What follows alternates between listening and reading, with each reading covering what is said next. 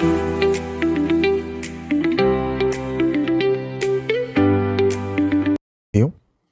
स्वागत है आपका हमारे YouTube चैनल कैप्सर क्लासेस में।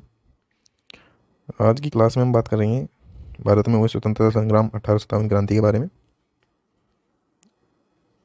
इसे हम मुख्य बिंदुओं के माध्यम से समझेंगे, साथ ही इस घटनाक्रम के स्वरूप के बारे में समझेंगे हम। इसके बाद में समझेंगे भाई इसका होने का क्या कारण था, किस कारण से ये 1857 क्रांति हुई, जिसमें जिसमें हम बात करेंगे राजनीतिक कारण, आर्थिक कारण, सामाजिक कारण, धार्मिक कारण, सैनिक कारण, तात्कालिक कारण। साथ ही ये कब प्रारंभ हुई, उसके बाद में बात करेंगे इसका विस्तार कहाँ कहाँ पे हुआ। फिर बात करेंगे विद्रोह से संबंधित जो विद्वान हैं उनके क्या विचार रहे हैं, साथ ही इसका परिणाम क्या निकला और असफलता के क्या कारण रहे और महत्वपूर्ण तथ्य अंत में जाकर के हम इस बारे में बात करेंगे। तो शुरू करते हैं।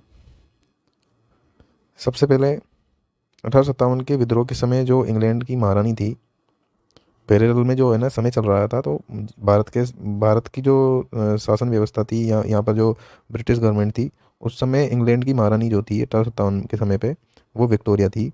और 1857 के विद्रोह के समय जो प्रधानमंत्री था वो पामस्टन था। ठीक है, अब इसको आप याद कैसे करेंगे? तो जैसे पीएम पीएम से बना पामस्टन, पीएम से पामस्टन, पामस्टन पामस्टन, पीएम से पामस्टन, पामस्टन पामस्टन। इस तरीके से आपको ये याद करना पड़ेगा।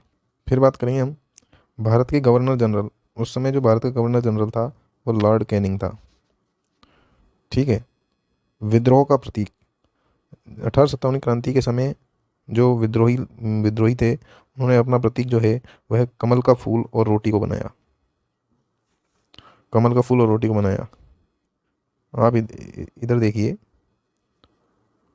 ये तो है कमल का फूल, इधर है रोटी, और जो आगे लिखा हुआ है विद्रोहियों के द्वारा हरे झंडे का प्रयोग किया जाता था। तो ये ग्रीन कलर का झंडा था, उस पर इन्होंने अपने प्रतीक चिन्ह जो है रोटी और कमल का फूल को अंकित किया। 1857 जो 1857 में 1857 के विद्रोह की योजना भारत के बिठूर, जो कि कानपुर में स्थित है, वहाँ पे तैयार की गई, जिसमें नाना साहब और अजीमुल्ला खां ये दोनों शामिल थे। अब हम बात करते हैं स्वरूप की। अनेक ब्रिटिश इतिहासकार जो है वह इस विद्रोह को सैनिक विद्रोह, मुस्लिम षड्यंत्र तथा धर्मांधों का ईसाइयों के विरुद्ध विद्रोह आदि मानते हैं। ठीक है, इसको सैनिक विद्रोह माना गया है अनेक इतिहासकारों के हिसाब से। इसको मुस्लिम षड्यंत्र भी बताया गया है और धर्मांधों का ईसाइयों के विरुद्ध विद्रोह भी बताया गया है। अधिकांश भारतीय इतिहासकार इसे प्रथम स्वतंत्रता संग्राम या राष्ट्रीय आंदोलन मानते हैं। यह पूर्णतः राष्ट्रीय आंदोलन नहीं था, क्योंकि राष्ट्रीय भावना से सभी लोग प्रेरित भी नहीं थे। फिर भी यह राष्ट्रीय आंदोलन का प्रथम चरण था, क्योंकि सभी का उद्देश्य भारत से ब्रिटिश शासन को उखाड़ फेंकना था। ये बात ध्यान रखनी है। नेक्स्ट बात करते हैं अपन बात कारण की, कि 1857 क्रांति जो हुई थी उसके क्या कारण रहे।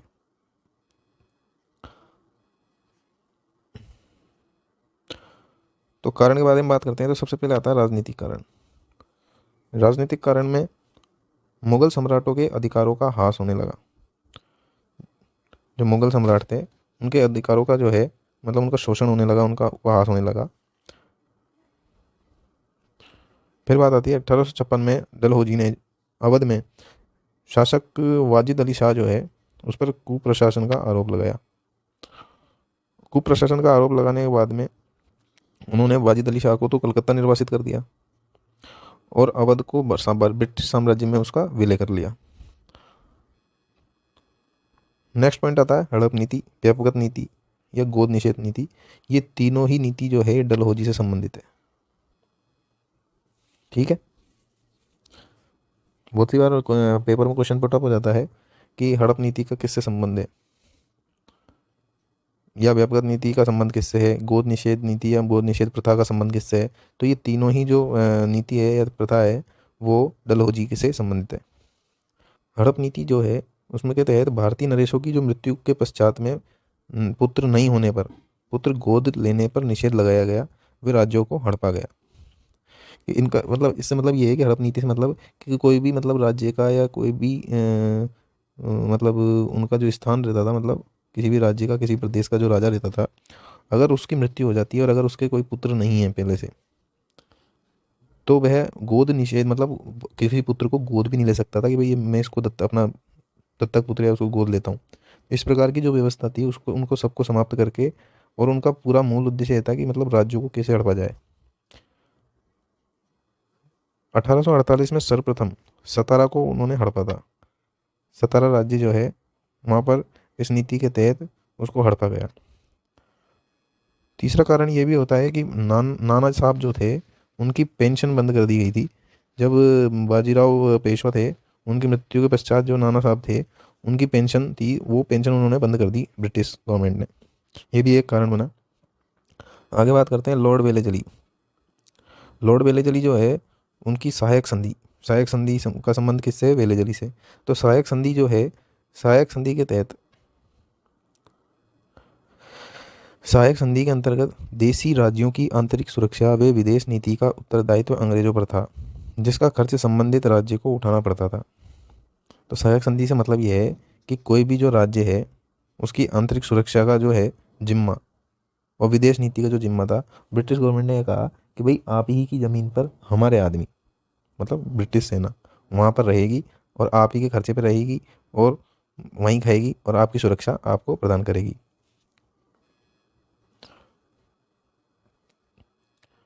इस सहायक संधि को सर्वप्रथम 1798 ईस्वी में हैदराबाद के शासक निजाम अली ने सहायक संधि स्वीकार की।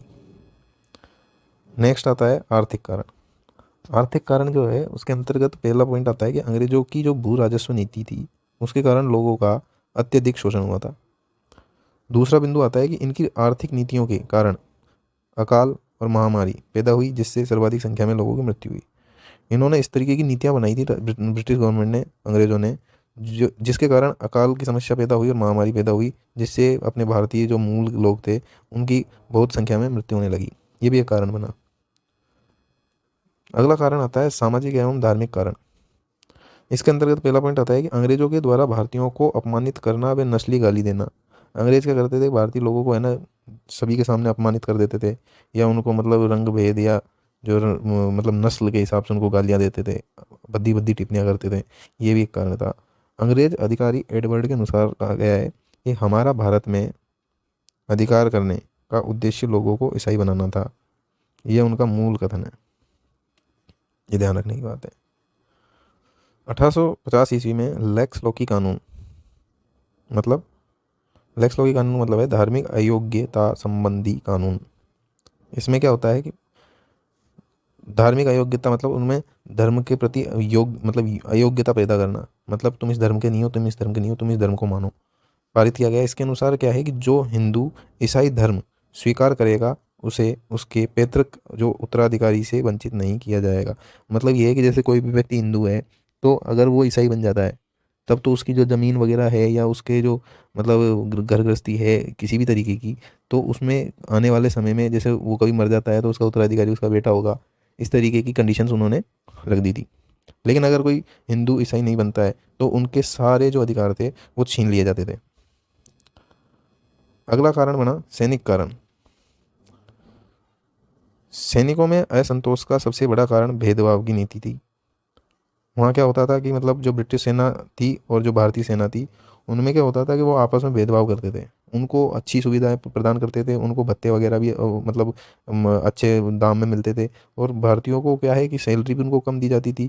उनके साथ मतलब अपमानित रूप का व्यवहार किया जाता था, इनसिक्योर फील होता था एक तरीके से कहा जाए तो। 1854 ईस्वी में डाकघर सुधार अधिनियम पारित हुआ। 1854 में डाक सुधार अधिनियम पारित हुआ। इसके द्वारा सैनिकों की निःशुल्क डाक सेवा भी समाप्त कर दी गई। अब ये देखिए, मतलब इतना मतलब प्रताड़ित किया गया है कि मतलब जो इनकी निःशुल्क डाक सेवा थी, मतलब डाक के माध्यम से वो जो अपने विचारों को रखते थे, अपने बातों परिवार से बात करते थे, वो भी वह नहीं कर पा रहे थे। कैनिंग सरकार ने सामान्य सेवा भर्ती अधिनियम 1856 ईस्वी में पारित किया, जिससे सैनिकों में असंतोष फैल गया। नेक्स्ट कारण है तात्कालिक कारण।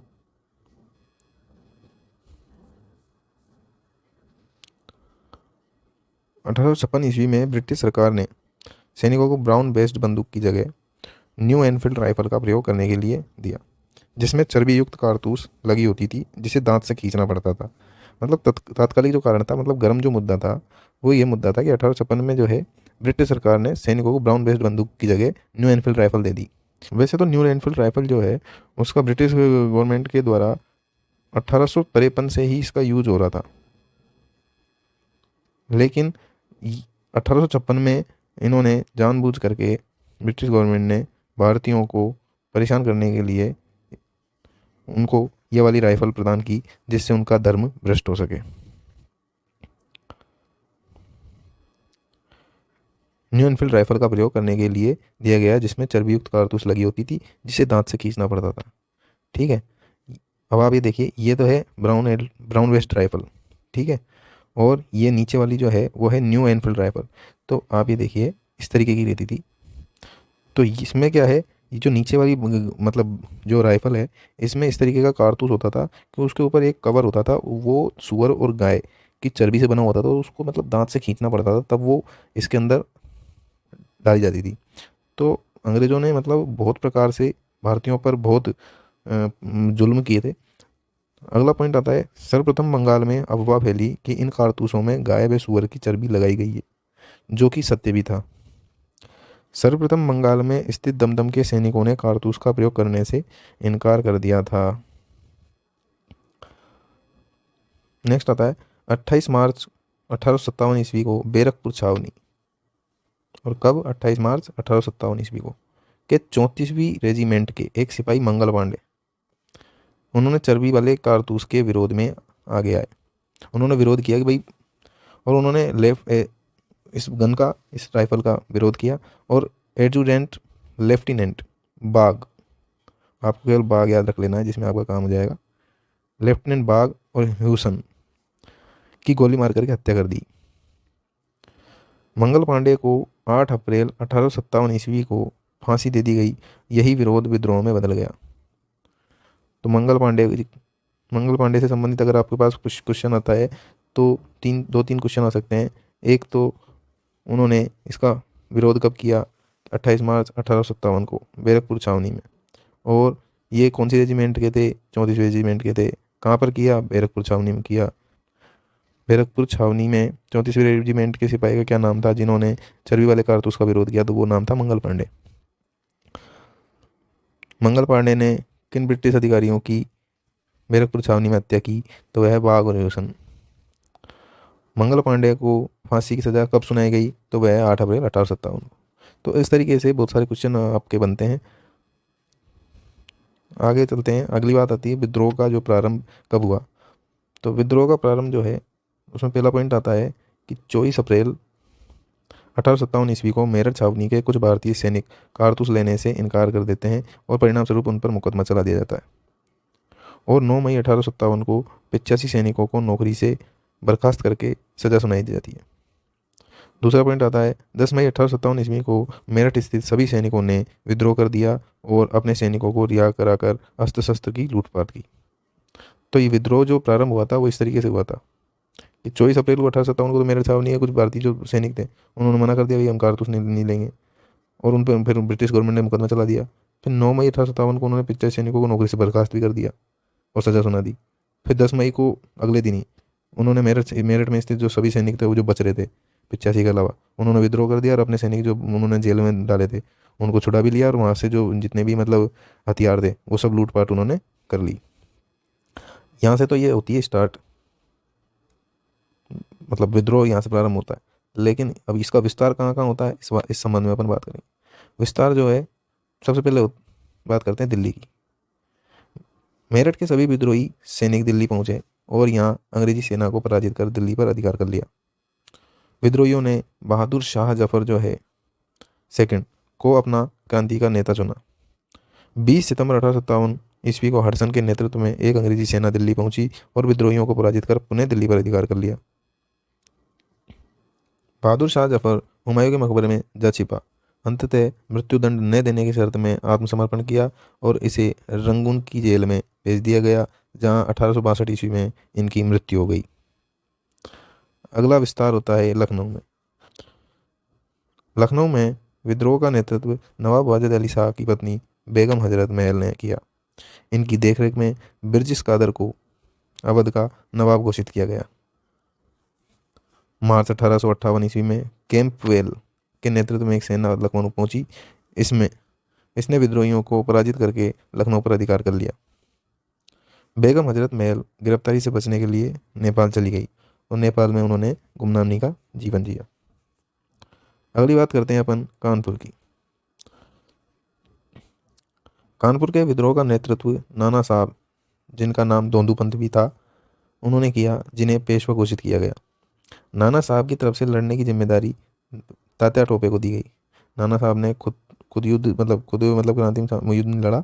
उन्होंने वह तात्या टोपे को उसकी जिम्मेदारी दे देते हैं, जिनका वास्तविक नाम रामचंद्र पांडुरंग था। तो आपके पास क्वेश्चन पुटअप हो जाए अगर कि भाई तात्या टोपे का वास्तविक नाम क्या था, तो तात्या टोपे का वास्तविक नाम रामचंद्र पांडुरंग था। दिसंबर 1857 ईस्वी में कैंपवेल के नेतृत्व में अंग्रेजी सेना के द्वारा कानपुर पर अधिकार किया गया। नाना साहब नेपाल भाग गए, जबकि तात्या टोपे गिरफ्तार कर लिए गए। अंततः इनको फांसी हो गई। नाना साहब तो नेपाल भाग जाते हैं और तात्या टोपे को गिरफ्तार करके उनको फांसी दे दिया जाती है। अगला विस्तार होता है झांसी में। विद्रोह का नेतृत्व गंगाधर राव की विधवा पत्नी रानी लक्ष्मीबाई झांसी में विद्रोह का नेतृत्व करती है। मार्च 1858 में ह्यूरोज के नेतृत्व में एक अंग्रेजी सेना पहुंचती है। ह्यूरोज और रानी लक्ष्मीबाई के बीच में युद्ध होता है और रानी लक्ष्मीबाई अपने ही गद्दारों के कारण पराजित हो जाती है। मतलब अपने ही गुट के जो कुछ लोग थे, उन्होंने उनको हराने में मदद करी। झांसी से फिर महारानी लक्ष्मीबाई ग्वालियर पहुंचती है और वहाँ विद्रोहियों के सहयोग से अधिकार कर लेती है। मतलब झांसी की रानी जो है, झांसी में तो यूरोप से युद्ध हार जाती है अपने ही कुछ गद्दारों के कारण। फिर वह हारने के बाद में झांसी से ग्वालियर के लिए कूच करती है और ग्वालियर पर अधिकार करने के लिए उन्होंने विद्रोहियों का सहारा लिया, जिसके बाद वह ग्वालियर पर अधिकार कर लेती है। हीरोज भी सेना लेकर ग्वालियर पहुंचा। कोटा एवं मोरार के युद्ध में रानी लक्ष्मीबाई वीर गति को प्राप्त हो जाते हैं।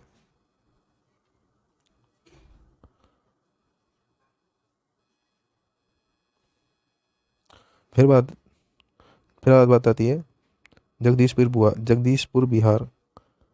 जगदीशपुर बिहार, यहाँ पर नेतृत्व किया था बाबू कुंवर सिंह ने। इलाहाबाद जो है वहाँ पर नेतृत्व किया था मौलवी लियाकत अली ने। और फैजाबाद में नेतृत्व किया था मौलवी अहमदुल्ला शाह ने। मौलवी अहमदुल्ला शाह जो है, उन्होंने अंग्रेजों के विरुद्ध जिहाद का नारा दिया और गुरिल्ला पद्धति से युद्ध लड़ा। तो अगर पेपर में क्वेश्चन आ जाए कि गुरिल्ला पद्धति से युद्ध लड़ने वाले कौन थे, तो वो मौलवी अहमदुल्ला शाह थे, जो कि फैजाबाद के नेतृत्व करता थे। आगे बात करते हैं हम इस सारणी की। तो इसमें केंद्र का नाम दिया गया है, फिर नेतृत्वकर्ता कौन था और विद्रोह का दमन किसने किया। तो अपन बात करते हैं सबसे पहले दिल्ली की। तो दिल्ली में बहादुर शाह जफर जो है, उन्होंने नेतृत्व किया और विद्रोह का जो दमन किया था वो हडसन ने किया। फिर बात करते हैं लखनऊ की। तो लखनऊ में बेगम हजरत महल ने नेतृत्व किया और कैंपवेल ने दमन किया। कानपुर में नाना साहब ने नेतृत्व किया, फिर विद्रोह का दमन जो है कैंपवेल ने किया। झांसी में रानी लक्ष्मीबाई नेतृत्व करती है, फिरोज उसका दमन करता है। जगदीशपुर बिहार में कुंवर सिंह नेतृत्व करते हैं और वहाँ पर दमन विलियम टेलर और विंसेंट आयर करते हैं। इलाहाबाद में मौलवी लियाकत अली खां, इन्होंने नेतृत्व किया और यहाँ पर दमन जनरल नील ने किया। फैजाबाद में मौलवी अहमदुल्ला शाह, इन्होंने नेतृत्व किया और यहाँ पर विद्रोह का दमन कैंपवेल ने किया। बरेली, यहाँ पर नेतृत्व खान बहादुर खान ने किया, जबकि दमन यहाँ पर कैंपवेल ने किया। गोरखपुर में नेतृत्व गजाधर सिंह, गोरखपुर में गजाधर सिंह और निजाम मोहम्मद ने नेतृत्व किया और यहाँ पर दमन जो है स्थानीय सेना ने किया, जो कि ब्रिटिश सेना थी। ब्रिटिश जो अंग्रेजों की सेना थी, उन्होंने यहाँ पे दमन किया। फिर बात करते हैं मंदसौर मध्य प्रदेश में फिरोज शाह ने नेतृत्व किया दमन स्थानीय सेना। कोटा राजस्थान में जयदयाल एवं हरदयाल ने नेतृत्व किया, विद्रोह का दमन जो है स्थानीय सेना ने किया। असम में कंदरपेश्वर सिंह ने किया, साथ ही उनके मनीराम दत्ता थे। और यहाँ पर दमन जो है स्थानीय सेना ने किया। कुल्लू जो कि हिमाचल प्रदेश में है, वहाँ पर वीर सिंह और प्रताप सिंह जी ने नेतृत्व किया और इसका दमन स्थानीय सेना ने किया। मथुरा में देवी सिंह जी ने नेतृत्व किया, उसके बाद में दमन स्थानीय सेना ने किया। और अंत में मेरठ में जो है नेतृत्व किया कदम सिंह जी ने और यहाँ पर दमन किया स्थानीय सेना ने। ये तो ये अपनी सारणी पूरी। अब बात करते हैं अपन 1857 के विद्रोह से संबंधित विचार। तो इसमें क्या है कि जो भी इतिहासकार है या उस समय के जो ब्रिटिश गवर्नमेंट के अधिकारी थे उनके कथन है, या भारत में जो भी मतलब स्वतंत्रता सेनानी थे, अपने जो लीडर्स थे, नेता थे, उनके अपने अपने विचार थे, उस बारे में यहाँ पे अपने विचार प्रस्तुत किए हैं। पहला है, ये एक सैनिक विद्रोह था। ये कथन है लॉरेंस एवं शिले के। दूसरा है, यह धर्मांधों का ईसाइयों के विरुद्ध यह युद्ध था। ये कहना है LER रीज का। तीसरा आता है, ये बर्बरता एवं सभ्यता के बीच युद्ध था। ये TR होम्स का कहना है। अगला कथन है, यह अंग्रेजों के विरुद्ध मुस्लिम षड्यंत्र था। ये आउट्रम एवं टेलर का कहना है। अगला कथन आता है, ये भारत की स्वतंत्रता के लिए लड़ा गया प्रथम स्वतंत्रता संग्राम था। ये BD सावरकर ने कहा है। ये इंपॉर्टेंट है, इसको ध्यान रखना, ये पूछा भी जाता है अधिकतर। यह आंदोलन राष्ट्रीय विद्रोह था। ये डिजरेली ने कहा था। और एक और कथन है, यहाँ पर सोई हुई महिला सभी विद्रोहियों में एकमात्र मर्द है। यह ह्यूरोज ने कहा था, जिसने रानी लक्ष्मीबाई के साथ में युद्ध लड़ा था। और ये भी इम्पोर्टेंट है, ये भी आता है। लास्ट में अपन बात करते हैं विद्रोह के असफलता के कारण। विद्रोह असफल क्यों हुआ, उसके कारण है। पहला कारण है विद्रोह का सीमित रूप। विद्रोह जो हुआ था अपने भारत में, वो पूरे भारत में न होकर के सीमित क्षेत्र में ही दबके रह गया था। अगला पॉइंट है, देसी नरेशों एवं सरदारों की गद्दी। इसमें क्या हुआ कि जो अपने सरदार थे या जो यहाँ के राजा थे, उनको सबको अपनी अपनी गद्दी की चिंता थी। तो किसी ने इसमें इच्छा जाहिर करी, किसी ने मतलब इसमें भाग नहीं लिया। ये भी एक कारण रहा। तीसरा कारण रहा कुशल नेतृत्व का अभाव। इस विद्रोह का जो वो नेतृत्व था, वो एक अच्छे लीडर को मिलना चाहिए था, वो उनको नहीं मिल पाया। जबकि उनको मुगल शासक जो थे, बादशाह बहादुर शाह जो जफर था, उसका नेतृत्व करना पड़ा और उन्हें नेता चुन करके उन्होंने बहुत बड़ी गलती करी, जिसके कारण ये विद्रोह सफल नहीं हो पाया। चौथा कारण है निश्चित उद्देश्यों का अभाव। इसमें क्या था कि निश्चित उद्देश्य इनके मतलब क्लियर नहीं थे इनके, कि भाई हमको किस किस नियत से काम करना है, हम किस विजन में जा रहे हैं, हमको किस डायरेक्शन में जाना है, क्या स्टेप रहेंगे उनके। मतलब उन्होंने एक तरीके से स्ट्रेटजी जो कि रूपरेखा बनानी होती है, वो उन्होंने बिल्कुल नहीं बनाई। पांचवा कारण है विद्रोहियों के पास में सीमित साधन थे। ब्रिटिश गवर्नमेंट के पास क्या थे कि शस्त्र वगैरह जो थे वो मतलब उनके पास साधन संसाधन पूरे कंप्लीट थे। जबकि विद्रोहियों के पास में उन्होंने जो चुराया, लूटपाट करी या उन्होंने अपने स्तर पर जो भी तैयार करे, बस केवल उन्हीं के पास वो शस्त्र थे। छठा कारण आता है जन समर्थन का अभाव। इसमें क्या होता है कि मतलब आसपास की जो भी मतलब रियासत थी, जो भी राज्य थे, उनके लोगों ने इसमें कम भाग लिया, उनको जन समर्थन नहीं मिल पाया, जिसके कारण भी ये असफल हुआ। और लास्ट में आता है अंग्रेजी सेना का कुशल नेतृत्व। इसमें क्या होता है कि जो भी ब्रिटिश गवर्नमेंट की सेना थी या उनके लीडर्स थे, उनको एक मतलब गाइड के रूप में उनको पहले से ही गाइडेंस मिला हुआ होता है कि हमें किस तरीके से मतलब युद्ध लड़ना है या किसी को दबाना है या किसी को नष्ट करना है। वो उनको पूरी मतलब एक तरीके से ट्रेनिंग दी जाती थी। इसके कारण उनका नेतृत्व एक अच्छा रहा, उनकी लीडरशिप बहुत अच्छी रही। ये कुछ कारण थे जिसके कारण विद्रोह जो है अपना असफल हुआ। तो आज की इस वीडियो में अपन ने जाना कि 1857 की क्रांति कैसे हुई, कब हुई, क्यों हुई, किस कारण से ये सफल नहीं हो पाई, इन सभी के बारे में अपन ने आज बात करी। मिलते हैं अगली वीडियो में, तब तक के लिए बहुत बहुत धन्यवाद। अगर आपको वीडियो पसंद आई है तो आप वीडियो को लाइक करें, शेयर करें, सब्सक्राइब करें एंड बेल आइकन को दबाना ना भूलें।